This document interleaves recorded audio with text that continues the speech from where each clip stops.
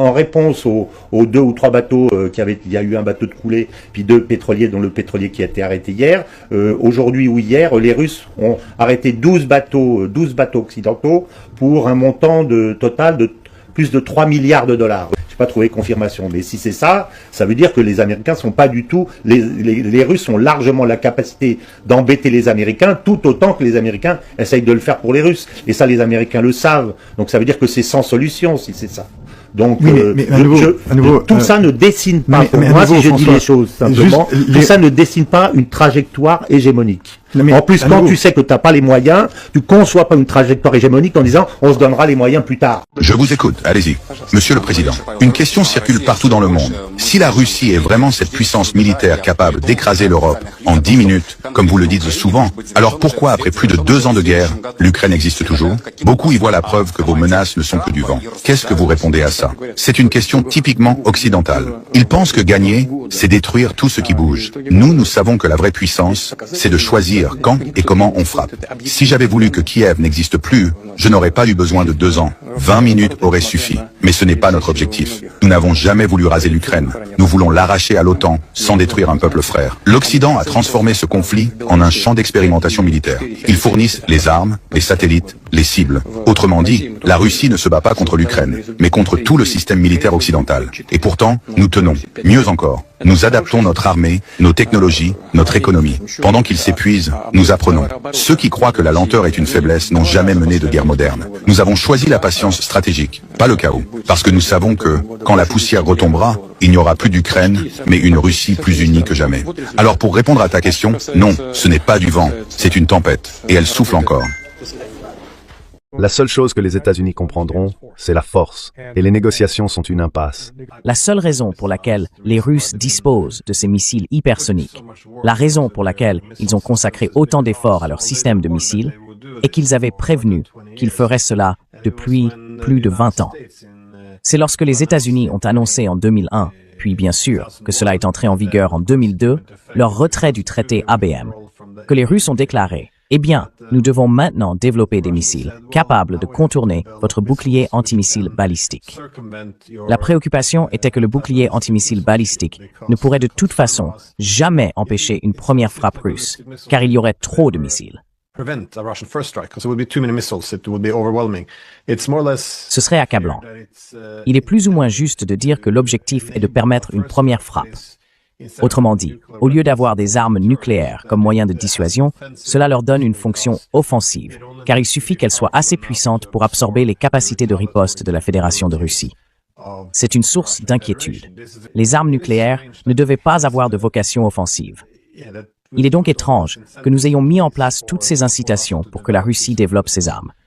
Mais pourquoi, selon vous, les Russes n'y ont-ils pas installé d'ogives? Parce que c'est la première fois que les Russes ont développé l'Oreshnik. Je crois qu'en juin dernier, ils en ont lancé un sans ogive, à titre d'avertissement. Et cette fois, ils en ont lancé un sans avertissement dans l'ouest de l'Ukraine, près de la frontière polonaise. Eh bien, permettez-moi de vous corriger à ce sujet.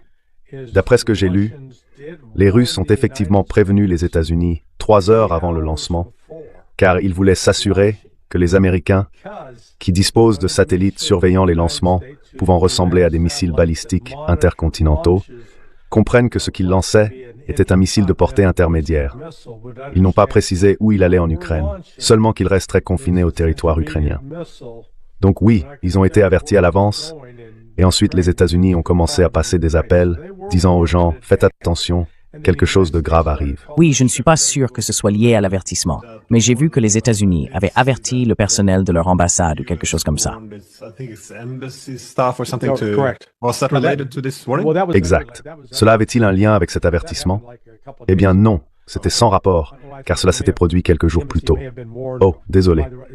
Je pense que l'ambassade a peut-être été prévenue par les Russes, disant « Écoutez, nous allons riposter, mais ce sera à l'intérieur de l'Ukraine. » Donc, vous savez, les États-Unis ont pris cela comme « D'accord, les Américains, fichez le camp, restez discrets », et ainsi de suite. Mais pour le lancement spécifique de l'Oreshnik, apparemment, les États-Unis en ont été informés 2 à 3 heures à l'avance.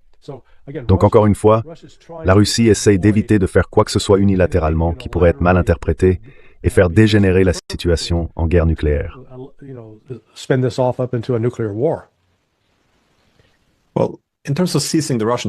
Eh bien, en ce qui concerne la saisie des navires russes, je veux dire, tout comme le retrait du traité sur les missiles antibalistiques a encouragé la Russie à développer le missile hypersonique, nous voyons cette nouvelle tendance consistant à se livrer à des actes de piraterie, détourner ou attaquer des navires.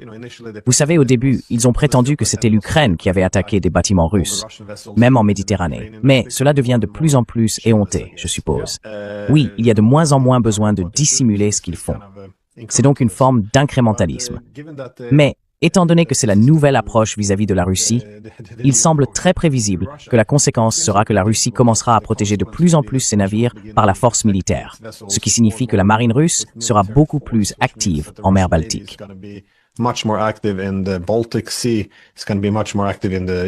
Cela va devenir beaucoup plus actif en mer Noire et aussi dans l'Arctique, ou en réalité partout où ils iront. Où voyez-vous que cela mène ? Parce que, encore une fois, les États-Unis se sentiraient plus confiants ici, étant donné qu'ils sont une puissance maritime bien plus importante. Mais le risque de guerre par erreur de calcul augmente de façon spectaculaire, cependant. Le président Poutine pourrait me demander, « Monsieur Johnson, pouvez-vous me donner un seul exemple où les États-Unis ont donné la priorité au droit international pour limiter leurs actions ?»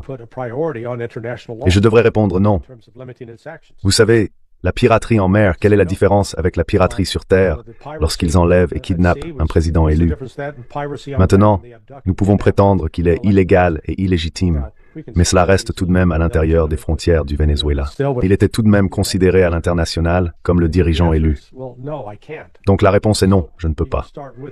On part alors du principe que les États-Unis ne sont soumis à aucune contrainte juridique. À la place, c'est la loi du plus fort qui prévaut. S'ils pensent pouvoir s'en tirer, ils le feront. Du point de vue de la Russie, ils ont déjà utilisé par le passé beaucoup de ces navires, qu'ils appellent des navires fantômes. Mais tout ce que cela signifie, c'est que ces navires ne sont plus assurés par Lloyd's of London. Ils sont assurés soit en Chine, soit en Russie. Je pense que la Russie et la Chine en arrivent maintenant au point de se dire, vous savez quoi, nous allons le faire nous-mêmes.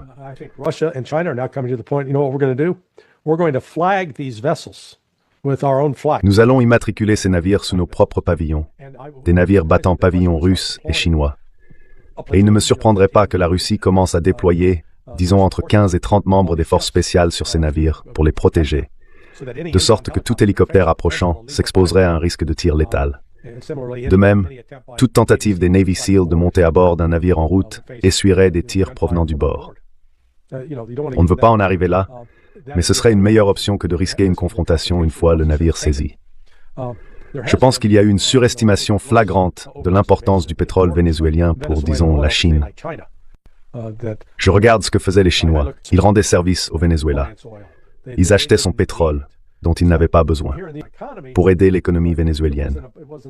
Mais ce n'était pas quelque chose dont la Chine dépendait, ni une ressource qu'elle ne pouvait obtenir ailleurs. Pas du tout. Les négociations sont dans une impasse. Elles ne sont pas sérieuses. Les États-Unis ne sont pas sérieux quant à la conclusion réelle d'un accord avec la Russie. Eh bien oui, parce que je pense souvent aux négociations qu'ils ont eues avec l'Iran, et Trump faisait remarquer qu'ils avaient fait de grands progrès juste avant de lancer une attaque surprise contre l'Iran. Eh bien, si vous êtes assis à Moscou, vous ne pouvez pas ne pas remarquer que, alors que Trump se présente comme le faiseur de paix et affirme avoir une excellente relation avec Poutine, et qu'il négocie pour mettre fin à cette guerre, ils en sont à 90%, on ne peut pas ignorer que les stratèges derrière tout cela sont principalement des généraux américains installés en Allemagne. Ce sont des agents de la CIA derrière les attaques contre les raffineries et les navires russes. C'est la dissuasion nucléaire.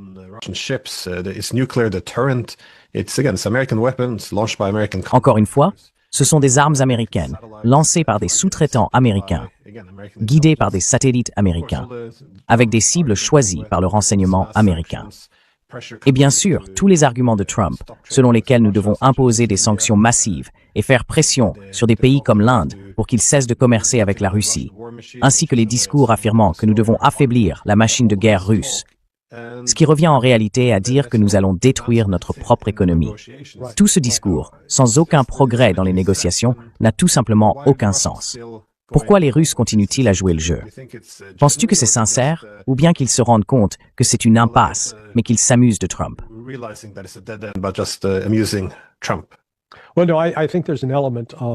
Eh bien non, je pense qu'il y a un certain degré de pression venant de la Chine, de l'Inde et dans une moindre mesure du Brésil pour que la Russie fasse un effort sincère afin de négocier avec les États-Unis. Maintenant, je pense qu'à la suite de l'attaque contre la résidence de Poutine et de l'enlèvement du président Maduro, la pression qui aurait pu venir de la Chine, de l'Inde et du Brésil sur cette question s'est désormais atténuée, et de manière significative. Je crois qu'ils reconnaissent maintenant que les États-Unis sont un pays sans foi ni loi. Nous ne voyons absolument aucune raison de respecter les conventions ou les règles internationales. Cela n'existe pas. Bonjour, aujourd'hui on se penche sur une analyse géopolitique assez particulière concernant la montée des tensions entre la Russie et l'Occident. Et c'est important de le préciser tout de suite, pour décrypter cette vision, on va s'en tenir strictement aux arguments de la source que l'on examine. Allez, on entre direct dans le vif du sujet. Et tout commence avec un simple chiffre. Un chiffre qui peut paraître anodin, mais qui dans cette analyse est lourd de sens. Ce chiffre, c'est 12. Alors pourquoi 12 ? Pour le comprendre, il faut se tourner vers ce que la source décrit comme une confrontation qui monte, en pleine mer. D'après cette analyse, la saisie de ces 12 pétroliers serait une réponse directe du tac au tac à la saisie par l'Occident de 1 ou 2 navires russes. C'est bien moins. D'ailleurs, la source pointe quelque chose d'intéressant. Un grand bruit médiatique pour les navires russes saisis, et à l'inverse, un silence quasi total pour les 12 navires occidentaux. Et attention, on ne parle pas d'une petite escarmouche, loin de là. L'échelle de l'opération, d'après la source, elle est colossale. La valeur de la cargaison saisie, tenez-vous bien, plus de 3 milliards de dollars. Donc, l'argument central ici, c'est quoi? C'est que cette action, elle prouverait que la Russie a les moyens de rendre coup pour coup, de perturber les intérêts occidentaux tout aussi efficacement. Le résultat, une sorte d'impasse stratégique selon les termes de la source. Cette idée de réponse calculée, ça nous amène à une question beaucoup plus large que la source soulève, celle du rythme, de la durée de la guerre en Ukraine. C'est vrai que c'est une question qu'on entend souvent. Si la Russie est une telle puissance militaire, comment se fait-il que le conflit s'éternise? La perspective qu'on analyse aujourd'hui, elle renverse complètement cette idée. Elle ne voit pas cette lenteur comme un échec, mais au contraire, comme une pure stratégie. Selon la source, cette patience stratégique aurait plusieurs buts. D'abord, tester en conditions réelles de nouvelles armes, de nouvelles technologies. Ensuite, aguerrir l'armée. Mais aussi, et c'est un point clé, épuiser économiquement et militairement l'Occident. Et enfin, un objectif plus politique, éviter de détruire ce que la source appelle un peuple frais. Et d'ailleurs, dans cette logique, le combat ne serait pas vraiment contre l'Ukraine seule. Non. La source affirme que la Russie fait face à tout le système militaire occidental. On parle des armes, oui, mais aussi des satellites, du renseignement, de toute la technologie de ciblage. Et pour bien comprendre le pourquoi de cette confrontation technologique, la source nous propose un retour en arrière, un bond de plus de 20 ans pour aller chercher les origines du conflit. Ici, l'argument est très précis. Le développement par la Russie de ces fameux missiles hypersoniques ne serait pas sorti de nulle part. Ce serait une réaction directe et même prévisible au retrait des États-Unis du traité ABM sur les missiles antibalistiques. La source insiste bien. La Russie aurait prévenu à l'époque qu'elle serait forcée d'en arriver là. Mais pourquoi ? Quelle était la crainte? La voici. Selon l'analyse, la Russie aurait vu ce bouclier antimissile non pas comme quelque chose de défensif, mais comme un moyen pour les États-Unis de lancer une première frappe nucléaire et d'être protégés de la riposte. En gros, ça transformerait une arme de dissuasion en une arme d'attaque. Et toute cette histoire de menaces, de boucliers, de missiles, ça nous amène au cœur de la vision du monde présentée par la source. Un principe qui, selon elle, régit tout aujourd'hui. Et ce principe, c'est tout simplement la loi du plus fort. L'idée, c'est que le droit international, les traités, les belles paroles, tout ça serait devenu secondaire. Ce qui compte vraiment, la puissance militaire brute et la volonté de s'en servir. La source le résume assez crûment. On est dans un monde où seuls les plus forts ont le dernier mot. Pour illustrer ça, la source pose une question rhétorique, un peu comme un défi. L'idée derrière, c'est que les grandes puissances sont toujours jouées selon leurs propres règles, bien au-delà des normes juridiques. La conclusion de ce raisonnement est donc assez logique. Si les États-Unis ne sont pas limités par le droit, alors la Russie, pour survivre, doit faire exactement la même chose. Et donc, une action comme la saisie des pétroliers, ce ne serait plus de la piraterie, mais simplement l'application de ces nouvelles règles du jeu. Bon, d'accord, mais tout ça c'est pour aller où? Quel est le but final de toute cette stratégie selon cette analyse? La réponse est ambitieuse. Il s'agirait de redessiner complètement la carte du pouvoir mondial. L'objectif serait de mettre fin à un monde unipolaire, c'est-à-dire dominé par les États-Unis, pour créer un monde multipolaire, un monde avec plusieurs grands centres de pouvoir qui se font équilibre. Dans cette optique, les conflits actuels ne seraient pas des événements isolés, mais les secousses qui annoncent ce grand basculement. Et qui seraient les piliers de ce nouvel ordre? Eh bien d'abord la Russie et la Chine bien sûr, mais aussi d'autres grandes nations qui s'allieraient à eux comme l'Inde ou le Brésil pour former un contrepoids à l'influence occidentale. Et pour conclure ce point, la source utilise une formule très forte qui résume toute sa pensée. En substance, ces dirigeants seraient les artisans indispensables de ce nouveau monde, jugé plus équilibré. Voilà, on a fait le tour des arguments clés de cette perspective géopolitique bien spécifique, et ça nous laisse avec une question finale, une question qui ouvre le débat sur le monde que cette analyse décrit.